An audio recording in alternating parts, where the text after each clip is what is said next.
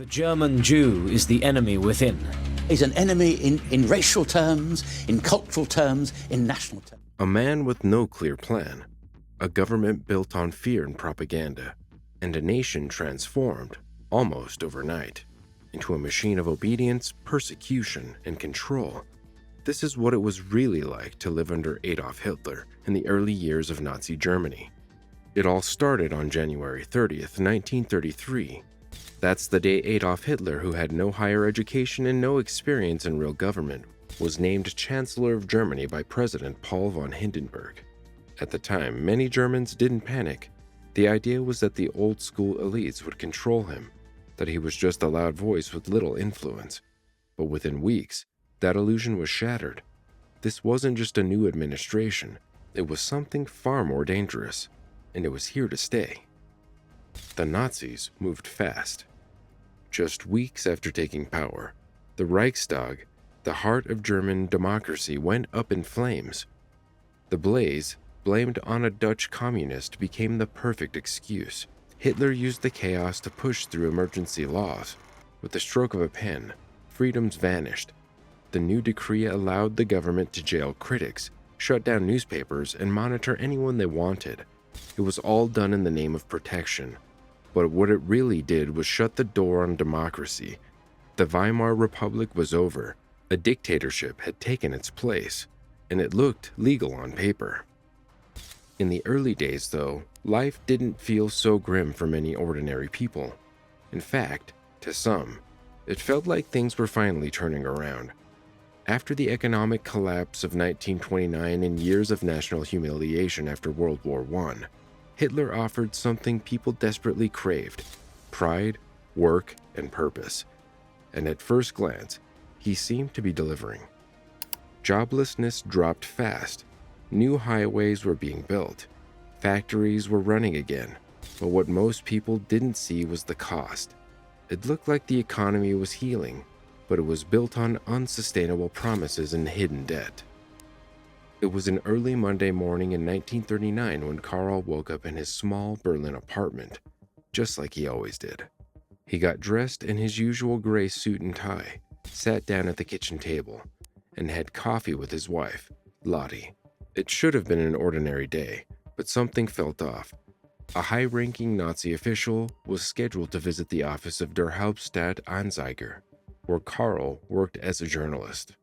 And while Karl kept his head down these days, he hadn't always.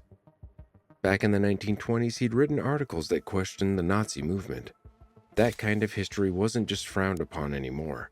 It could ruin you, or worse. Lottie had her own quiet concerns. Years ago, she'd been a school teacher until the regime pushed women like her out of the workforce. The message was clear. Women's duty was to stay home and raise loyal, racially pure children. She didn't resent her family, but giving up a job she loved had been hard. And now, the country boasts record-low unemployment.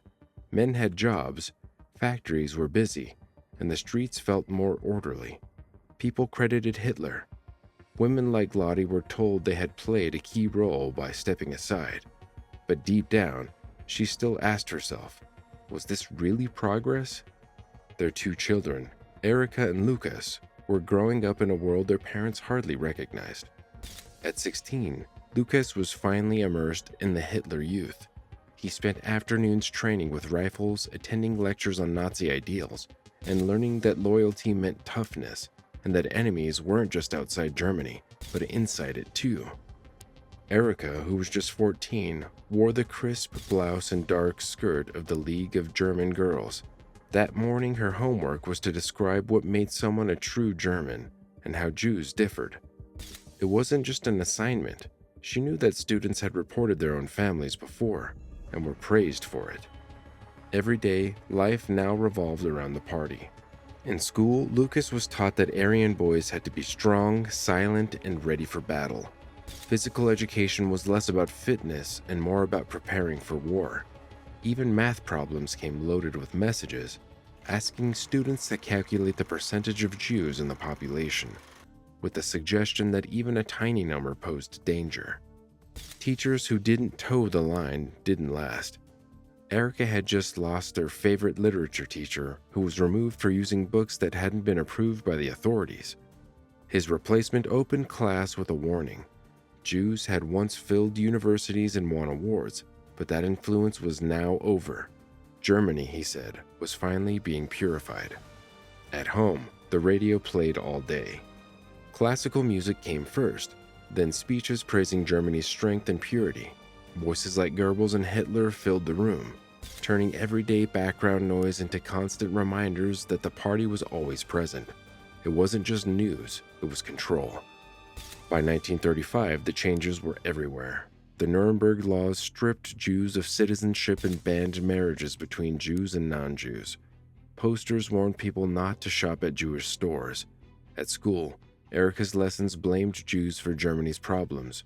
Her teachers called it restoring the country, and now the law supported it. Other groups were targeted too. Roma, the disabled, communists, homosexuals. Many were arrested for vague reasons like asocial behavior. Camps like Dachau, once for political prisoners, now held anyone outside the Nazi vision of a pure Germany. Karl watched it all quietly. Jewish-owned shops changed hands. Homeless people vanished. He heard talk of camps but didn't ask questions. Life had improved for his family. He was now praised for his articles on Nazi green programs and offered a national column. Just a few years earlier, he'd feared arrest. Now, it felt like he was safe or being watched more closely. Lucas made a mistake. He skipped a Hitler Youth farming duty to play soccer. His punishment was public and harsh. Even Karl was warned his job could be in danger. One misstep by a teenager could put an entire family at risk. Meanwhile, Erica's day felt like a celebration. She practiced air raid drills, helped with first aid, and was chosen to lead a school march for a new hospital opening. It felt exciting, important, normal.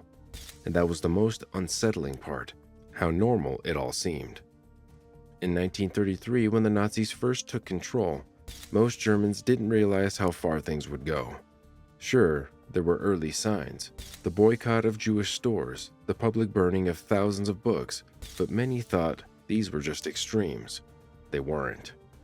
Hitler moved fast, with Hermann Göring running the Prussian police and the SA stormtroopers patrolling the streets. Resistance was quickly silenced. Then came the Enabling Act.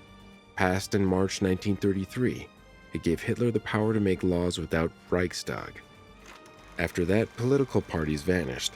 Social Democrats were arrested, communists disappeared, and trade unions were wiped out, replaced by the German Labor Front, which served the regime, not the workers. Even members of Hitler's own movement weren't safe. In 1934, during what became known as the Night of the Long Knives, Ernest Röhm and other leaders of the SA were executed. They had once been key to Hitler's rise, but now they were threats. The message was clear: only loyalty to Hitler mattered. A year later, President Hindenburg died. Hitler used the moment to combine his role as chancellor with the powers of the presidency. Now, he wasn't just leading the government, he was the Führer. A national vote followed, showing overwhelming support. But behind that number were threats, media control, and relentless propaganda. Still, many Germans didn't question it. They saw order restored, jobs returning, and Germany standing tall again. The economy looked like it was improving, but the truth was hidden. The government stopped publishing its budget to cover rising debt. Money poured into weapons, massive building projects, and schemes like the Volkswagen, Germany's people's car. Hitler had big plans. He wanted Berlin to become the heart of a new empire, and architect Albert Speer was given the job to turn that vision into stone. Giant stadiums, parade grounds, and buildings meant to last for centuries started rising from the ground. Germany was changing fast, and no one knew what was coming next. In Nazi Germany, control wasn't just about politics. It crept into everything. Writers were told what stories to tell. Teachers were retrained to follow party guidelines or replaced. Scientists had to abandon Jewish theories. Those who didn't comply quietly vanished. It didn't matter what you did. If you didn't fit, you were pushed out. Joseph Goebbels ran the propaganda machine with precision. Firms like Triumph of the Will turned Hitler into a godlike figure. Rallies were staged down to the second. Every message, every image told the same story. Germany was back, and it was all thanks to one man. By 1935, over 1 million boys were enrolled in Hitler Youth. They trained with weapons and memorized slogans.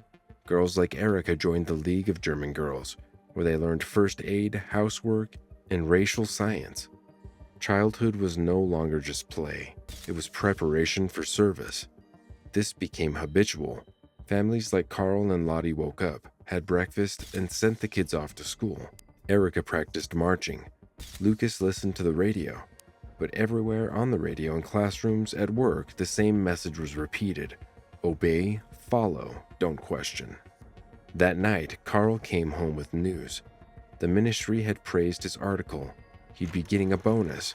Marta smiled. Erika clapped. For a second, they let themselves enjoy it. But Carl felt something else. Not pride, not relief, just the quiet feeling that this reward was also a warning. And then Lucas looked up from his homework. "Dad," he said softly, "I have to tell you something." Because in Nazi Germany, even a child's whisper could change everything. This was daily life under Adolf Hitler. Not just violence and war, but quiet fear, structured loyalty. Ordinary moments turned into tools of control. It didn't happen all at once. It crept in, through music, uniforms, and praise. And it began not with chaos, but with order. If you found this video insightful, let us know your thoughts in the comments. Don't forget to like and subscribe for more explorations into the Nazi regime.